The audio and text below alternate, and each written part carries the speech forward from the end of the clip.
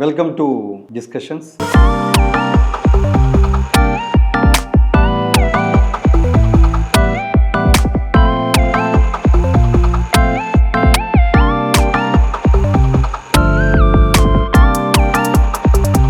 ఈరోజు మన ముందు ముఖ్యంగా ఈరోజు మాట్లాడుకోవడానికి వక్ఫ్ బోర్డ్ ప్రస్తుతం ఉన్న పరిస్థితుల్లో హాట్ టాపిక్గా ఉన్నది వక్ఫ్ బోర్డ్. ఆ వక్ఫ్ బోర్డ్ చట్టము ఎందుకు తేవాల్సి వచ్చింది, అసలు వక్ఫ్ బోర్డ్ చట్టం అంటే ఏంది, దాంట్లో ఉన్నటువంటి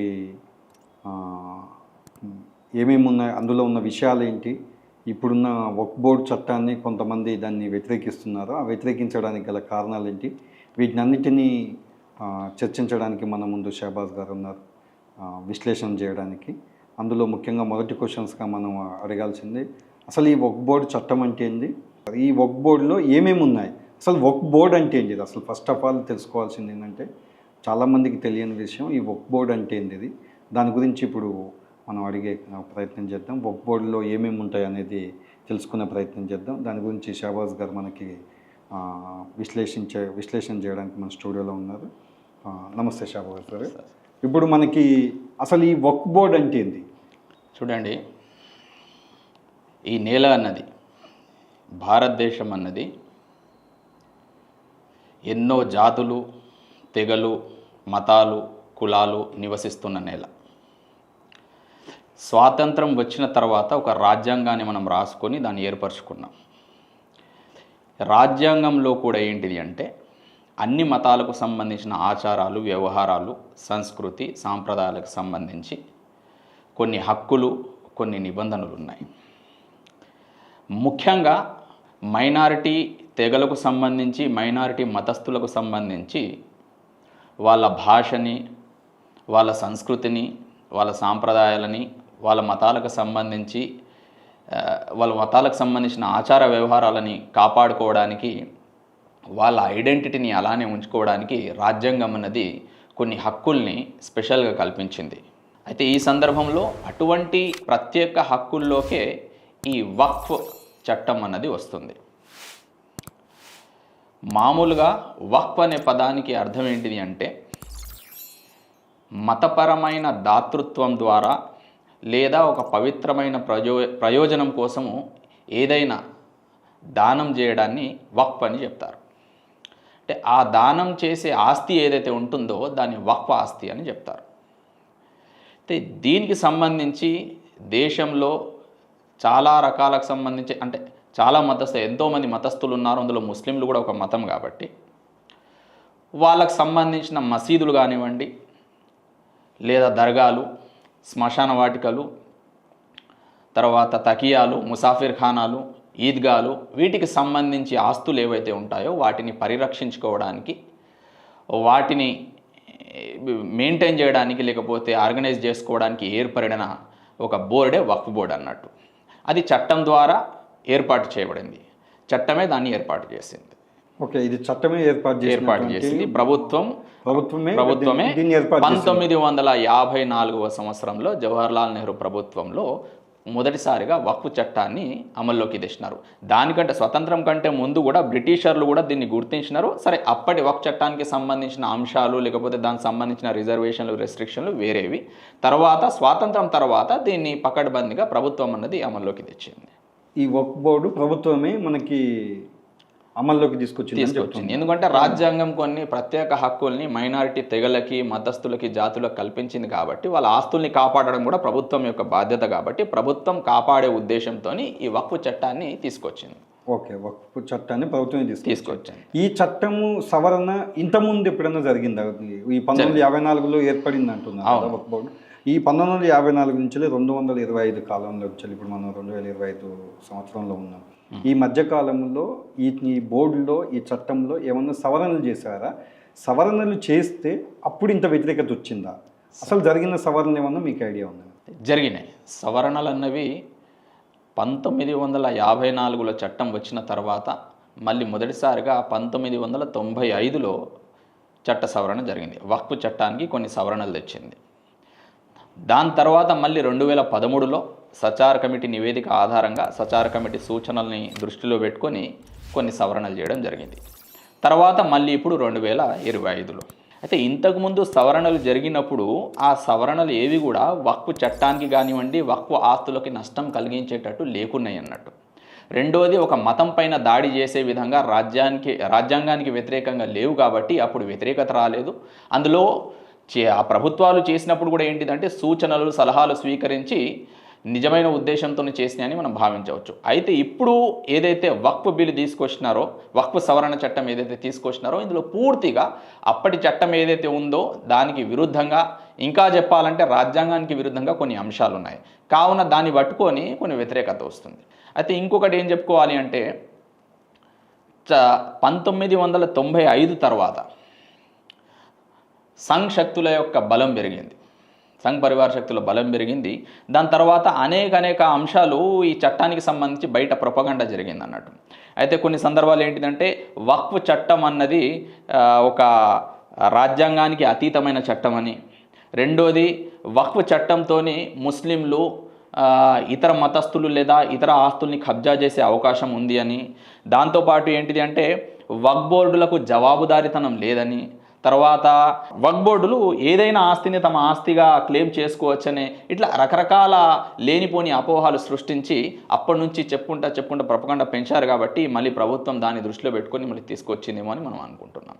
ఇప్పుడున్న పరిస్థితుల్లో ఈ చట్టం తేవాల్సిన అవసరం ఏమొచ్చింది, దీని గురించి ఏమన్నా? అయితే ఒకటి మనం గుర్తుంచుకోవాలి, రాజకీయ పార్టీలు దేశాన్ని పాలిస్తున్నాయి. రాజకీయాలు నడపడానికి వాళ్ళకు కొన్ని కారణాలు కావాలి, ఓటు బ్యాంకు పెంచుకోవడానికి వాళ్ళ స్ట్రాటజీలు వాళ్ళకు ఉంటాయి. ఈ సందర్భంలో ఇప్పుడున్న కేంద్ర ప్రభుత్వం మనం దాదాపు 10-11 సంవత్సరాల నుంచి మనం గమనిస్తున్నాం. ఏంటిది, మైనారిటీ మతస్థుల పైన ఎక్కడ పడితే అక్కడ ఏదో రకంగా దాడులు జరుగుతున్నాయి, మరీ ముఖ్యంగా ముస్లింల పైన, క్రిస్టియన్ల పైన. అయితే ఈ సందర్భంలో వక్ఫ్ చట్టం ఏదైతే ఉందో లేదా వక్ఫ్ బోర్డులు ఏవైతే ఉన్నాయో దాదాపుగా 8,54,000 ఆస్తులు రిజిస్ట్రేషన్ చేయబడ్డాయి అన్నట్టు. అంటే మసీదులు కానివ్వండి, లేకపోతే దర్గాలు, శ్మశానాలు, రకరకాల ఏవైతే ల్యాండ్స్ ఉన్నాయో అవి కూడా దాదాపు ఎన్ని అంటే 8,54,000 ల్యాండ్స్ లేదా దానికి సంబంధించిన ఆస్తులు ఉన్నాయి. అయితే ప్రభుత్వం భూముల్ని అమ్ముకొని పరిపాలన చేస్తుంది. భూములన్నీ కూడా ఏంటిదంటే ప్రైవేట్ వ్యక్తులకు తాకట్టు పెట్టడము, ప్రైవేట్ వ్యక్తులకు ధారాదత్తం చేయడం జరుగుతుంది. ఇప్పుడు ఆ భూములు అన్నవి ప్రభుత్వం దగ్గర వస్తున్నాయి. మరి ఎక్కడి నుంచి పట్టుకోవాలి ఈ భూములన్నీ కూడా అంటే వక్ఫ్ దాదాపు దాని దగ్గర ఉన్న ఆస్తుల మీద ప్రభుత్వ కన్ను పడ్డది. కాబట్టి ఆ ప్రభుత్వం యొక్క ఆస్తుల్ని కంట్రోల్ చేయడానికి, దానిపైన ఏమంటారు గుత్తాధిపత్యం చెలాయించడానికే ఈ వక్ఫ్ సవరణ చట్టం తీసుకొచ్చిందని మనం భావించవచ్చు. అయితే మనం ఒకటి ఇందులో గమనించాలి, వక్ఫ్ ఆస్తులు అన్నవి లేకపోతే వక్ఫ్ చట్టానికి వక్ఫ్ బోర్డులకు సంబంధించిన ఆస్తులు రకరకాలుగా ఉంటాయి. అందులో వక్ఫ్ ఖైరీ అని, వక్ఫ్ అహ్లీ అని, అంటే వక్ఫ్ బోర్డు అంటే ఒకే రకమైన బోర్డు ఉండదు, అందులో ఒకే రకమైన ఆస్తులు ఉండవు, రకరకాల ఆస్తులు ఉంటాయి అన్నట్టు. ఇలా రకరకాల ఆస్తులు ఉంటాయి, దానికి సంబంధించిన అంశాలు కూడా రకరకాలుగా ఉంటాయి. అయితే అన్నిటినీ కూడా టార్గెట్ చేస్తూ ఎటువంటి ఆస్తినైనా వక్ఫ్ బోర్డులోకి సంబంధించి ఎటువంటి ఆస్తినైనా టార్గెట్ చేయడానికి తీసుకొచ్చిన సవరణ మాత్రమే అని మనం భావించవచ్చు. ఎందుకంటే అందులో ఏవైతే ఉద్దేశం ఏదైతే ఉందో ప్రభుత్వం పైకి చెప్తున్నా మనం పేద ముస్లింల కోసం లేకపోతే ముస్లింల అభ్యున్నతి కోసం ఈ చట్టాన్ని మనం తీసుకొచ్చినామని ప్రభుత్వం చెప్తున్నా కానీ అందులో చాలా అంశాలు కూడా మేలు కంటే కూడా కీడు చేసే విధంగా ఉన్నాయి. ముస్లింల అభ్యున్నతి అన్నది ప్రభుత్వానికి నిజంగా ఉంటే నరేంద్ర మోడీకి కానివ్వండి, లేకపోతే కేంద్ర ప్రభుత్వానికి, లేకపోతే దీన్ని ఈ వక్ఫ్ సవరణ చట్టానికి ఎవరైతే మద్దతు పలుకుతున్నారో వాళ్ళకు నిజంగా ముస్లింల అభ్యున్నతి కోరుకుంటున్నారు, లేకపోతే వాళ్ళపైన ప్రేమ ఉంటే వాళ్ళ పార్టీలలో ముస్లింలకు ప్రాతినిధ్యం కల్పించాలి. పార్లమెంటు ఉభయ సభల్లో కానివ్వండి, లేకపోతే వాళ్ళ పార్టీలో ఏవైతే పదవులు ఉంటాయో వాటిలో ఇచ్చి వాళ్ళు చూపించాలి, వాళ్ళ చిత్తశుద్ధిని నిరూపించుకోవాలి. అయితే ప్రజలు ఎవరు కూడా మరీ ముఖ్యంగా ముస్లింలు కానివ్వండి, మైనారిటీ మతస్థులు, కేంద్ర ప్రభుత్వం కానివ్వండి, దానికి సంబంధించిన ఎన్డీఏ పక్షాలు చెప్తున్న కాకమ్మ కబుర్లు, కల్లిబొలి కబుర్లు చెప్పడానికి సిద్ధంగా లేరు. ఇప్పుడు వక్ఫ్ సవరణ చట్ట బిల్లులో మేజర్గా జరిగినటువంటి సవరణలు ఏంటి అసలు? ఒకటి చూడండి, మొట్టమొదట 1185-95 వీటి మధ్యలో మొదటిసారిగా మన దేశంలో మొహమ్మద్ ఘోరీ జమా మసీదుకు సంబంధించి అతను ఏం చేశాడు అంటే 2 గ్రామాలను వక్ఫ్ చేయడం జరిగింది. దాని తర్వాత మళ్ళీ ఫెరోజ్ షా తుగ్లక్ 1381-1385-88 మధ్యలో ఏదో పరిపాలన జరిగింది. ఆయన మొట్టమొదటిసారిగా వక్ఫ్ నామాలు అంటే దానికి సంబంధించిన దస్తావేజుల రూపంలో లేకపోతే వక్ఫ్ చేసే ఒక ఆచారాన్ని ఆయన ప్రవేశపెట్టాడు. దాని తర్వాత స్వాతంత్ర బ్రిటిషర్ల కాలం కూడా అది కొనసాగింది. దాని తర్వాత 1995లో ఈ వక్ఫ్ బోర్డులకు సంబంధించిన పరిపాలన అన్నది ఒక గాడిలో పెట్టడానికి లేకపోతే దాన్ని ఇంకా ఏంటిది అంటే కొంచెం స్ట్రాంగ్ చేయడానికి కొన్ని సవరణలు చేయడం జరిగింది. అయితే ఆ సవరణల్లో ఉన్న ముఖ్య సవరణలు ఏంటిది అంటే ప్రతి రాష్ట్రానికి సంబంధించి ఒక వక్ఫ్ బోర్డుని ఏర్పాటు చేయాలి, కేంద్ర వక్ఫ్ కౌన్సిల్లు ఖచ్చితంగా ఉండాలి, దాని తర్వాత వక్ఫ్ ఆస్తుల యొక్క సర్వే నిర్వహించాలి. వక్ఫ్ ఆస్తుల సర్వే దేనికోసం అంటే వక్ఫ్కి సంబంధించిన ఆస్తుల్ని గుర్తించడానికి, గుర్తించిన తర్వాత ఆ ఆస్తుల్ని నమోదు చేయడానికి, ఆ ఆస్తులకు సంబంధించి ఏమైనా వివాదాలు ఉంటే వాటిని పరిష్కరించడానికి వక్ఫ్ సంబంధించిన ఆస్తుల్ని సర్వే చేయండి అని 1995లో ఆ చట్టంలో ఒకటి ఉంది. దాని తర్వాత మళ్ళీ ఏంటిది ఆ ఆస్తులకు సంబంధించిన రిజిస్ట్రేషన్లు, తర్వాత దాని యొక్క నిర్వహణ, ఈ అంశాలు ఉన్నాయి. తర్వాత ఈ 95లో సెక్షన్ 40 అని ఒక అంశాన్ని ప్రవేశపెట్టింది ప్రభుత్వం. ఈ సెక్షన్ 40 ప్రకారం ఏంటిది అంటే ఒకవేళ ఆస్తికి సంబంధించిన దస్తావేజు లేకున్నా కానీ ప్రాథమిక సర్వే జరిపి ప్రాథమిక సర్వే ఆధారంగా ఆ ఆస్తిని వక్ఫ్ ఆస్తిగా ప్రకటించుకోవచ్చు. అయితే ఇది ఎక్కడ ఎవరైతే ఈ ఆస్తి వక్ఫ్ ఆస్తి అని అంటే అప్పటి కాలంలో మనం చూసాము, పాతకాలంలో ఏంటిదంటే దస్తావేజులు ఉండవు, రిజిస్ట్రేషన్లు ఉండవు, కానీ అది వంశాల పరంగా ఎన్నో సంవత్సరాల తరబడి వక్ఫ్ ఆస్తిగా వస్తుంది అన్నట్టు. అటువంటి ఆస్తుల్ని గుర్తించి అటువంటి ఆస్తుల్ని స్వాధీనపరచుకోవడానికి సెక్షన్ 40 అన్నది ఉపయోగపడుతుంది. అయితే ఈ సెక్షన్ 40 అన్నది కూడా కొత్తగా వచ్చిన ఈ సవరణ చట్టంలో నుంచి తీసేయబడింది. దానికి కారణం ఏంటిది అంటే సెక్షన్ 40ని సాకుగా చూపి వేరే భూముల్ని కూడా వీళ్ళు కబ్జా చేసే అవకాశం ఉంది అన్నట్టు ఒక ప్రొపగాండా చేస్తున్నారు. వాస్తవానికి సెక్షన్ 40 అన్నది వారసత్వంగా లేకపోతే ఎన్నో సంవత్సరాల తరబడి దస్తావేజులు ఏవైతే మాయమైనాయో లేకపోతే లేని ఆస్తులకు సంబంధించి కొంచెం పకడ్బందీగా దానిపైన విచారణ జరిపించి ప్రాథమిక సర్వే ఆధారంగా అధీనంలో తీసుకోవడానికి ఉపయోగపడే ఒక సెక్షన్. అయితే అది కూడా ఏంటిదంటే 1995లో అప్పటి ప్రభుత్వం దాన్ని ఇంక్లూడ్ చేసింది అన్నట్టు. దాని తర్వాత మళ్ళీ ఏంటిది వక్ఫ్ ఆస్తులు ఆక్రమణకు గురవుతున్నాయి అన్నట్టు. ఆ ఆక్రమణకు గురయ్యే ఆస్తులకి రక్షణ కల్పించడానికి కొన్ని సూచనలు కూడా ఈ వక్ఫ్ సవరణ చట్టంలో ఉన్నాయి, 95 చట్టం. దాని తర్వాత వక్ఫ్ ట్రిబ్యునల్స్ ఏర్పాటు చేయడం జరిగింది. ఆ వక్ఫ్ ట్రిబ్యునల్ తర్వాత మళ్ళీ ఏంటంటే వక్ఫ్ బై యూజర్ ఏదైతే ఉంటుందో, వక్ఫ్ బై యూజర్ అంటే నేను చెప్పినట్టు పేపర్లు ఉండవు. ఇప్పుడు మీరున్నారు లేకపోతే నేనున్నాను, మనం ఎప్పటి నుంచో ఇచ్చేస్తున్నాం, అంటే 200 సంవత్సరాల క్రితం 300 సంవత్సరాల క్రితం దాన్ని మనం దానం చేసినాం. ఆ ఆస్తికి సంబంధించిన వివరాలను ఎక్కడ ఉండవు. అయితే ఆ సెక్షన్ని కూడా కొత్తగా వచ్చిన చట్టం ఏదైతే సవరణ చేస్తుందో అది ఎత్తేయడం జరిగింది అన్నట్టు. అయితే ఇది 1995కు సంబంధించి. ఇప్పుడు వచ్చిన చట్టంలో ఇవి ఏవైతే నేను అంశాలు చెప్పడం జరిగిందో అవన్నీ కూడా ఎత్తేయడం జరిగింది. ఓకే, ఇప్పుడు కొత్త చట్టంలో అన్నింటినీ కూడా తూట్లు పొడిచే విధంగా ప్రభుత్వం సవరణలు తీసుకొచ్చింది. ఓకే, ఇప్పుడు సుప్రీంకోర్టు మనకి స్టే తెచ్చింది కదా ఈ చట్ట సవరణ మీద, దాని మీద మీ అభిప్రాయం ఏంటి? అయితే సుప్రీంకోర్టులో కూడా ఏంటిది అంటే దాదాపు 40 పైన పిటిషన్లు వచ్చి పడ్డాయి అన్నట్టు ఈ చట్టానికి వ్యతిరేకంగా. ఈ చట్టం గురించి మీరు ఒకసారి పరిశీలించి దీనికి సంబంధించిన తీర్పు ఇవ్వాలని. అయితే సుప్రీంకోర్టు కూడా ఏంటిది అంటే రాజ్యాంగానికి ఈ చట్టం ఏమైనా వ్యతిరేకంగా ఉందా లేదా, రాజ్యాంగానికి వ్యతిరేకంగా ఏమైనా అంశాలు ఇందులో ఉన్నాయా లేవా అన్నది పరిశీలించి ఈ స్టే ఇవ్వడం జరిగింది. అయితే ఇంకా అది పూర్తి స్థాయి తీర్పు రాలేదు కాబట్టి ప్రస్తుతానికైతే మీరు ఉండండి, తొందరపడొద్దు అని సుప్రీంకోర్టు చెప్తుంది.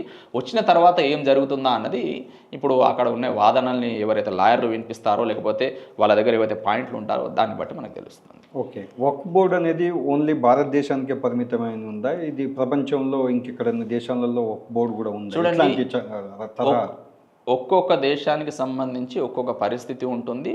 అక్కడున్న పరిస్థితులకు తగ్గట్టుగా వాళ్ళకు కొన్ని చట్టాలు అన్నవి ఉంటాయి. వక్ఫ్ బోర్డు అన్నది కొన్ని దేశాల్లో ఉంది, కొన్ని దేశాల్లో లేదు. ఇప్పుడు లిబియా, సిరియా, ఇరాక్, టర్కీ ఇలాంటి దేశాలు మీరు చూసినట్లయితే అక్కడ వక్ఫ్ బోర్డు అన్న కాన్సెప్ట్ ఉండదు. వేరే దేశాల్లో కొన్ని దేశాల్లో ఉంది. అయితే వేరే దేశాలతో మన దేశ రాజ్యాంగానికి సంబంధం లేదు. మనం మన దేశం గురించి మాట్లాడుకోవాలి. ఆ దేశంలో ఉంది కదా అందుకే నేను చేస్తాను, ఆ దేశంలో లేదు కదా అందుకే నేను చేస్తాను అంటే మరి ఆ దేశం యొక్క రాజ్యాంగాన్ని మనం పాటిద్దాం. కావున ఇది మూర్ఖత్వం అన్నట్టు. వేరే దేశాలకు సంబంధించి వాళ్ళు అట్లా చేస్తున్నారు, మనం ఇట్లా చేయాలి, అక్కడ లేదు ఇక్కడ ఉంది అని చెప్పడం మూర్ఖత్వం అవుతుంది. ఆ ప్రశ్న జోలికి కూడా మనం పోవద్దని నేను భావిస్తాను. ఈ వక్ఫ్ బోర్డ్స్ వల్ల ముస్లిం సమాజము అనుకున్నంతలో అంటే గరీబు ముస్లింల జీవన స్థితిగతులు, ఈ ల్యాండ్ వేస్టేజ్గా మిగిలిపోతున్నది, ఈ భూమిని అంతా ఉపయోగం లేని విధంగా చేస్తున్నారు. దీన్ని మేము ఉపయోగంలోకి తీసుకొచ్చి పేద ముస్లింలకు ప్రయోజనకారిగా చేస్తామనేది ఇప్పుడు కేంద్ర ప్రభుత్వం కానీ ఇప్పుడున్నటువంటి బీజేపీ ప్రభుత్వం కానీ చెప్పుకొచ్చే ప్రయత్నం చేస్తుంది. అంటే ఇది వాస్తవ పరిస్థితులకు తగ్గట్టుగానే ఉందా? అంటే నిజంగా కూడా ఇప్పటికున్నటువంటి అంటే ఓన్లీ ముస్లిం ఈ దేశంలో మెజారిటీ 80% ఆఫ్ ద పీపుల్ నేటికి గూడుకు గుడ్డకు వెంపర్లాడే పరిస్థితి ఉన్నది, లేని పరిస్థితి ఉన్నది, వెంపర్లాడుతున్నారు. వాటి కోసమే వాళ్ళ జీవన పరిణామాలు రోజు రోజుకి తగ్గించబడుతున్నాయి. ఈ వక్ఫ్ బోర్డ్ చట్టం సవరణ బిల్లు వల్ల ముస్లింల స్థితిగతులు ఏమన్నా మారే అవకాశం ఉందని మీరు అనుకుంటున్నారు? ముస్లింలు ఏవైతే డిమాండ్స్ ప్రభుత్వాలకు చేస్తున్నాయో ఆ డిమాండ్స్ని పెడిచెవిన పెట్టి వాటిని పట్టించుకోకుండా ఏవైతే డిమాండ్లు చేయలేదో, ఏవైతే అవసరం లేదు అని ముస్లింలు చెప్తున్నారో అటువంటి చట్టాలను ప్రభుత్వం తీసుకొచ్చి ముస్లింలకు ఏ విధమైన న్యాయం చేస్తుందో మనం ఒకసారి ఆలోచించాలి. నిజంగా ఒక అబద్ధం చెప్పడం జరిగింది. ఇందులో మహిళలకు, ముస్లిం మహిళలకు కూడా మేము ప్రాతినిధ్యం వహించేటట్టు కొత్త సవరణ చట్టంలో మేము ఒక అంశాన్ని తీసుకొచ్చామని ప్రభుత్వం చెప్తుంది. నిజానికి ముస్లిం మహిళల యొక్క ప్రాధాన్యం అన్నది 1995లో ఏదైతే చట్టం వచ్చిందో, సవరణ చట్టం వచ్చిందో అందులో కూడా ఉంది. వీళ్ళు కొత్తగా చేసే అంటే గోబెల్స్ ప్రచారం చేస్తున్నట్టు ప్రభుత్వం. నిజం చెప్పాలంటే చూడండి, ఇప్పుడు ఉన్న చట్టంలో మార్పులు ఏమేమి ఉన్నాయంటే, మొదటగా వక్ఫ్ చట్టం పేరే మార్చేసింది ప్రభుత్వం. ఇప్పుడు వక్ఫ్ బోర్డ్ ఏదైతే ఉందో, వక్ఫ్ చట్టం ఏదైతే ఉందో దానికి కొత్త పేరు తెచ్చింది, ఉమీద్ అనే పేరు తెచ్చింది. United Waqf management empowerment efficiency and development అని పేరు మార్చేసింది. రెండో సవరణ అంటే రెండోది కొత్తగా ఏం ప్రవేశపెట్టింది అంటే, వక్ఫ్ చేయడానికి వీలు లేకుండా వక్ఫ్ చేయడానికి కొన్ని కఠినమైన నిర్ణయాలు లేకపోతే కొన్ని కఠినమైన నిబంధనలు ఇందులో పొందుపరిచింది. ఇంతకుముందు ఏంటిది అంటే ముస్లింలు మాత్రమే కాకుండా వేరే మతస్థులు కూడా వక్ఫ్ చేయొచ్చు వాళ్ళ ఆస్తిని. అయితే ఇప్పుడు ఆ నిబంధన ఎత్తేసింది. దాని తర్వాత ఒక ముస్లిం ఒక వక్ఫ్ చేయాలి అంటే మినిమం అతను 5 సంవత్సరాలు ఇస్లాం మతంలో ఉండి ఉన్నాడు అని నిరూపించుకోవాల్సిన పరిస్థితి. అదేవిధంగా ఒకవేళ అతను నిరూపించుకున్నా కానీ తన ఆస్తి వక్ఫ్ చేసే సందర్భంలో ఆ ఆస్తిని వివాదాల్లోకి లాగినట్లయితే ఆ ఆస్తి వక్ఫ్ చేయడానికి వీలు లేకుండా పోతుంది అన్నట్టు. ఇది ఒక ఇటువంటి కఠినమైన నిబంధనలు తేవడం జరిగింది. దాని తర్వాత వక్ఫ్ బై యూజర్ నిబంధన ఏదైతే ఉందో ఆ నిబంధన మొత్తానికి తొలగించడం జరిగింది. అసలు పెద్ద నష్టం, ఇది రాజ్యాంగానికి వ్యతిరేకం. దాని తర్వాత మళ్ళీ ఏంటిది, ప్రభుత్వ ఆస్తులకు ఇందులో మినహాయింపు ఇవ్వడం జరిగింది. అంటే ఇప్పుడు వక్ఫ్ బోర్డులో దగ్గర ఏవైతే ఆస్తులు ఉన్నాయో అవన్నీ కూడా చాలా మటుకు ఏంటిదంటే ప్రభుత్వంకి సంబంధించిన కార్యక్రమాలు కానివ్వండి, వాళ్ళ కార్యాలయాలు అందులో నడుస్తున్నాయి అన్నట్టు. ఇప్పుడు దాదాపుగా అందులో ఏంటిదంటే ప్రభుత్వానికి సంబంధించిన కొంతమేర హక్కులని మనం చెప్పలేము, కానీ ప్రభుత్వ కార్యక్రమాలు లేదా కార్యాలయాలు వక్ఫ్ సంబంధించిన ఆస్తుల్లో నడుస్తున్నాయి, వాళ్ళు రెంట్ కూడా పే చేస్తున్నారు. అయితే అటువంటివి ఏవైతే ఉన్నాయో మెల్లమెల్లగా రాను వక్ఫ్ అధికారం ఉండదు, ఇది ప్రభుత్వానికి సంబంధించిన భూమి అని అర్థం వచ్చేటట్లుగా ఒక సవరణ తీసుకురా. ఆస్తులన్నీ కూడా ప్రభుత్వానికి సంబంధించినవి, వక్ఫ్ సంబంధించినవి కాదు అన్నట్టు అర్థం వచ్చేటట్టు విధంగా ఒక సవరణ తీసుకురావడం జరిగింది. ఇంతకుముందు వక్ఫ్ ట్రిబ్యునల్లో ఏంటిది అంటే 3 వ్యక్తులు ఉండేవాళ్ళు. ఆ 3 వ్యక్తులు ఇప్పుడు 2 తీసుకోవడం జరిగింది. అంటే 2 వ్యక్తులే ఉంటారు అన్నట్టు. మామూలుగా ఒక డెసిషన్ తీసుకున్న సందర్భం మీరు సుప్రీంకోర్టు తీసుకున్నా లేకపోతే హైకోర్టు తీసుకున్నా బెంచ్ అన్నది ఫామ్ అవుతాయి. కొన్ని తీర్పులకు సంబంధించి బెంచ్ ఫామ్ తీసేటప్పుడు ఆడ్ నెంబర్స్ ఉంటాయి. 3 లేదా 5 మంది లేదా 7 మంది ఉంటారు. ఎందుకంటే మెజారిటీ మైనారిటీ తీర్పుల్ని మనం పరిగణించి కొంచెం ఆలోచించి అది ఉంటుంది. ఇప్పుడు 2 వ్యక్తులు ఉన్నప్పుడు అక్కడ 50-50 అయిపోతుంది. ఆ అంశం ఏదైతే వివాదం వస్తుందో అది తెగదు అన్నట్టు. అలాంటి సందర్భంలో వీళ్ళు ఏం సందేశం ఇవ్వదలుచుకునేది ప్రభుత్వం? సరే, ఇంకొకటి ఏంటిది అంటే ఇప్పుడు ఈ సందర్భంలో ఇప్పుడు ఈ ట్రిబ్యునల్ ఏదన్నా తీర్పు మనకు చెప్పినప్పుడు లేకపోతే ఏదైనా ట్రిబ్యునల్ ద్వారా ఏమన్నా తీర్పు బయటికి వచ్చినప్పుడు దాన్ని అప్పీల్ చేసుకోవడానికి 90 రోజుల సమయం ఇవ్వడం జరిగింది. హైకోర్టుకి వెళ్ళి దానికి సంబంధించిన వివాదాన్ని మనం పరిష్కరించుకోవడానికి. సరే, ఇదొకటి. ఇంకొకటి, ప్రభుత్వం తీసుకొచ్చిన సవరణ ఏ విధంగా ఉంది అంటే ప్రభుత్వ పెత్తనం వక్ఫ్ బోర్డు పైన ఉంటుంది. ప్రభుత్వం కంట్రోల్లోనే వక్ఫ్ బోర్డు అన్నది అంటే వాస్తవానికి వక్ఫ్ బోర్డు అన్నది స్వయం ప్రతిపత్తితో కూడుకున్న ఒక ఏమంటారు ఒక కాన్సెప్ట్ అన్నట్టు. అయితే ఆ స్వయం ప్రతిపత్తిని తగ్గించడానికి లేదా అది కోల్పోయేటట్టు ఈ కొత్త సవరణ తీసుకొచ్చింది. మొత్తం ప్రభుత్వం గుత్తాధిపత్యం దానిపైన ఉండేటట్టు. దాంతోపాటు ఏంటిది అంటే సెక్షన్ 40 ఏదైతే చెప్పానో అది తొలగించడం జరిగింది. వక్ఫ్ బై యూజర్ క్లాజ్ వెళ్ళిపోయింది. సెక్షన్ 40 ఇంతకుముందు మనం ఏదైతే మాట్లాడామో ఆ సెక్షన్ 40 కూడా ఇందులోకి వెళ్ళి తీసేయడం జరిగింది.